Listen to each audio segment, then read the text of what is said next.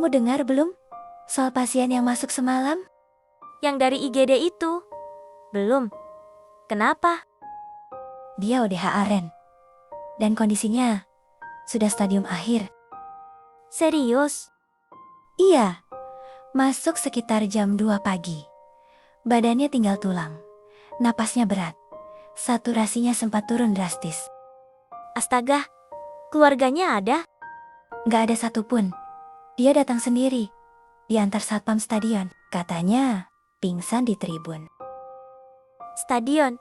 Tuhan, kasihan banget.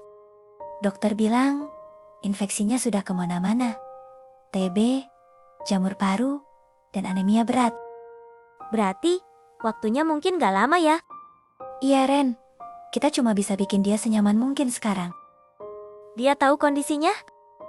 Tahu, tadi dia cuma bilang, "Mbak, saya capek hidup begini sendirian." Ya Allah. Ren, kayaknya dia butuh lebih dari sekadar obat. Dia butuh ditemani. Iya Del, kasihan banget. Yaudah ya, aku mau makan siang dulu ya Ren. Iya Del.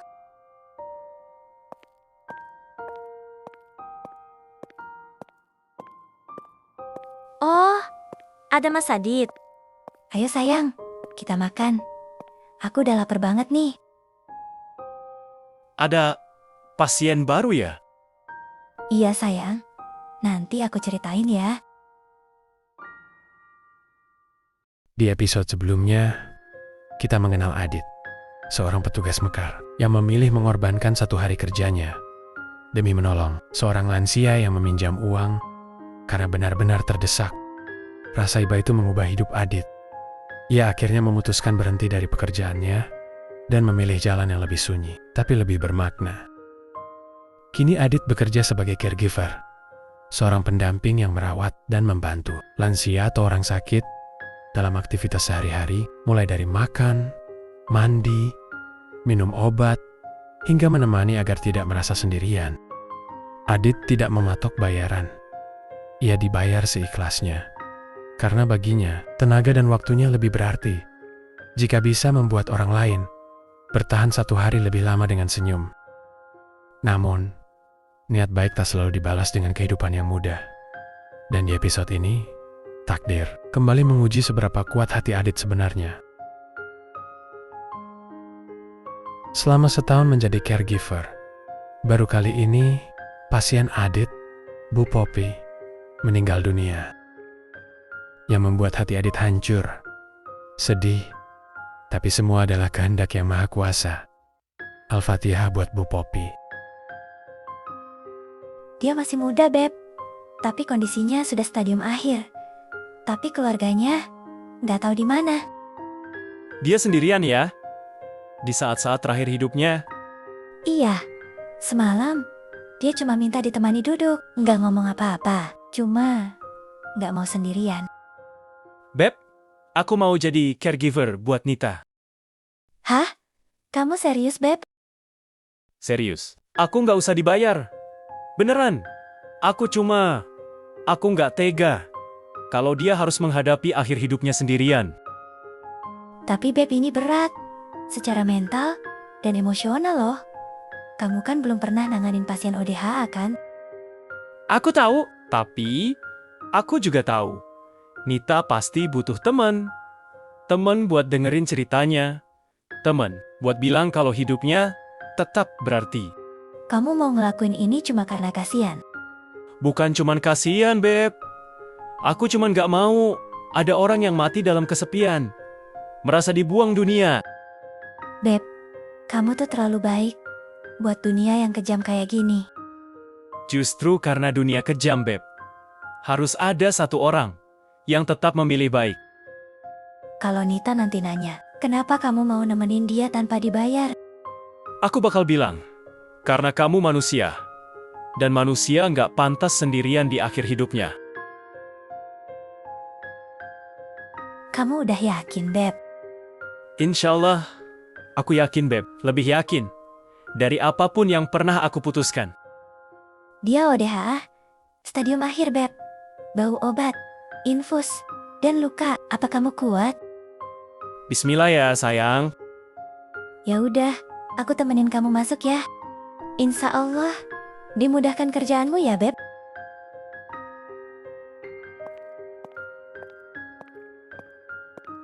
Halo, Mbak. Mbak Nita, Mbak sudah minum obatnya belum? Sudah, Sus. Sudah saya minum kok. Sudah saya minum semua obatnya, Sus. Alhamdulillah ya, Mbak. Oh iya, ini Mas Adit, Mbak. Beliau caregiver di rumah sakit ini. Mulai hari ini, Mbak Nita bisa ditemenin sama Mas Adit ya, Mbak. Ya udah ya. Saya permisi dulu. Halo Mbak Nita, saya Adit Mbak. Boleh saya duduk di sini? Boleh, Mas. Silahkan saja. Makasih ya. Mbak. Mbak, maaf mengganggu tidurnya ya. Saya di sini siap nemenin Mbak Nita. Kamu datang karena kasihan ya. Aku datang karena kamu sendirian, Mbak. Dan pastinya aku bisa jadi teman ngobrol. Mbak Nita. Aku sendiri, itu sudah biasa, Mas. Enggak dong. Sekarang kan ada aku di sini, Mbak.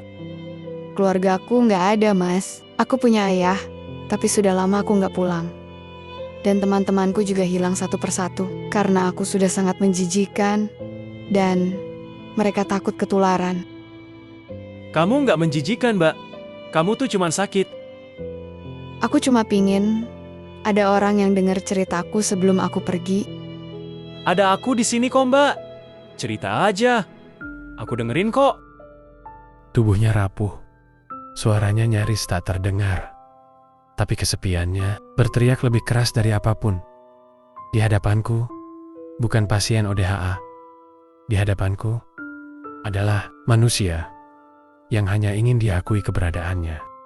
Mas, kamu kan caregiver ya? Aku nggak bisa bayar kamu, Mas. Mbak Nit, kamu jangan mikirin itu ya. Aku di sini bukan karena uangmu, Mbak. Tapi karena aku peduli dengan keadaanmu. Kenapa, Mas? Karena kamu butuh teman, Mbak. Dan aku kebetulan punya waktu kosong. Apa besok Mas Adit kesini lagi? Aku selalu di sini, Mbak. Sampai Mbak nggak butuh aku lagi. Makasih banyak ya, Mas. Baru kali ini ada orang yang peduli sama hidupku. Iya, Mbak. Sama-sama. Cepat pulih. Ya, Mbak.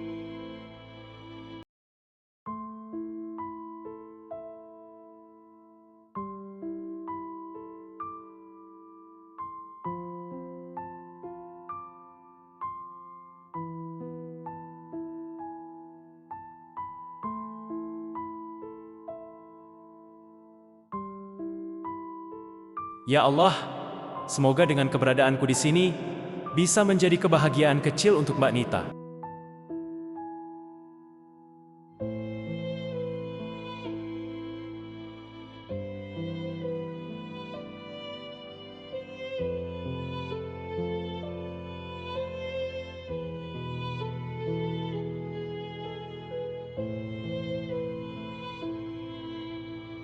Mas Adit, kalau waktu bisa diputar ulang, aku pingin pulang lebih sering. Pingin nolak pergaulan yang bikin aku lupa siapa diriku.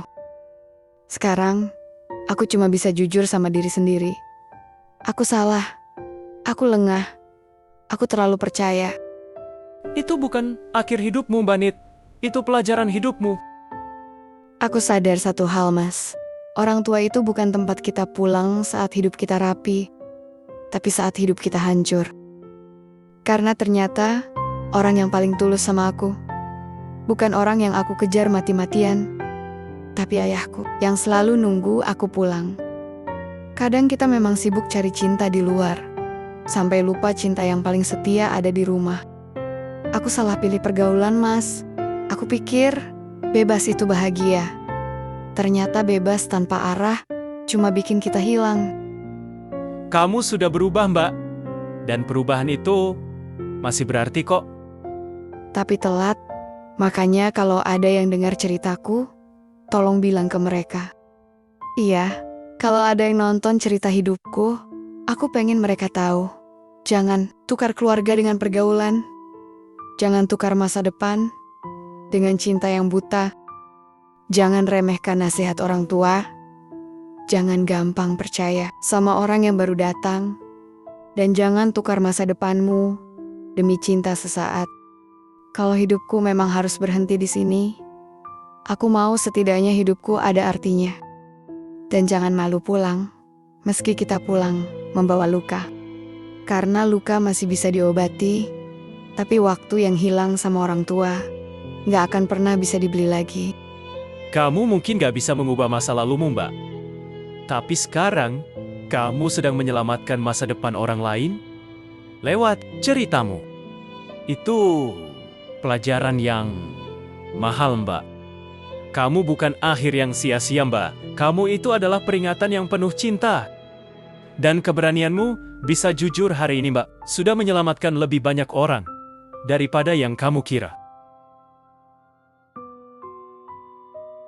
Beb, coba kamu tanyain Mbak Nita, alamat rumahnya di mana? Terus minta foto sama nama ayahnya, Beb. Siapa tahu Mbak Nita masih nyimpan foto ayahnya kan? Tolong, Beb. Kasihan Mbak Nita. Kondisinya sudah semakin melemah, Beb. Rencananya memang Mas mau tanyain, cuma tadi dia sudah nggak bisa ngomong lama, Beb. Udah lemas. Nanti deh ya, kalau dia ngajak Mas ngobrol lagi, nanti Mas tanyain deh. Iya, kasihan loh. Mumpung masih ada waktu, Beb. Nak, kamu sehat? Ibu kangen, Nak. Makanya Ibu kesini. Maaf ya, Ibu datangnya mendadak loh. Reni yang minta maaf, Bu.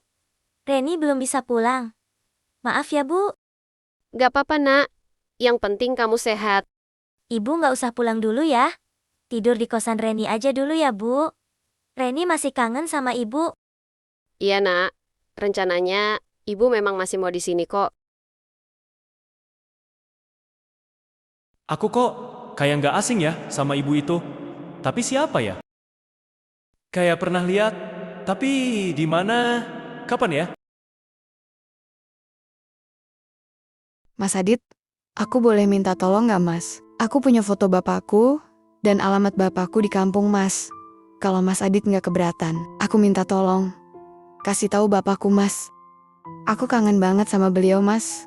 HP-ku ada di laci, Mas. Di situ ada foto dan alamat bapakku di kampung. Boleh, Mbak? Biar saya yang beritahu beliau ya. Makasih banyak ya, Mas. Aku gak bisa balas kebaikan Mas Adit. Nggak usah dipikirin, Mbak. Aku senang kau bisa bantu Mbak Nita. Sekarang, Mbak istirahat aja ya.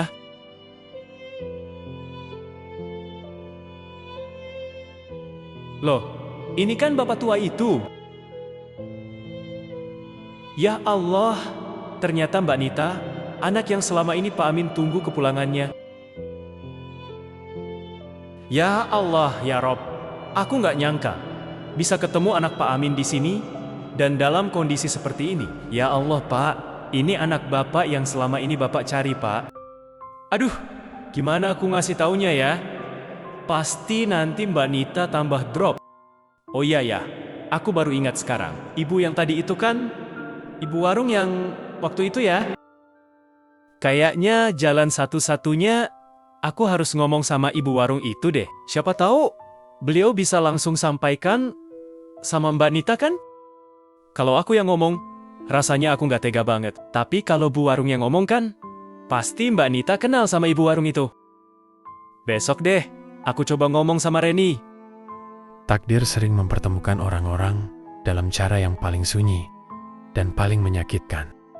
Pak Amin adalah ayah dari Nita, pria tua yang dulu memohon pinjaman dengan malu. Ternyata ayah dari gadis yang kini menunggu ajalnya sendirian di ranjang rumah sakit. Dengan hati penuh sesak, Adit berencana meminta tolong pada bu warung agar secepatnya kabar ini bisa disampaikan pada Nita. Bahwa ayahnya tidak pernah pergi meninggalkannya. Ia hanya pergi lebih dulu. Bagaimana kisah selanjutnya? Saksikan di episode berikutnya ya. Terima kasih dan sampai jumpa lagi.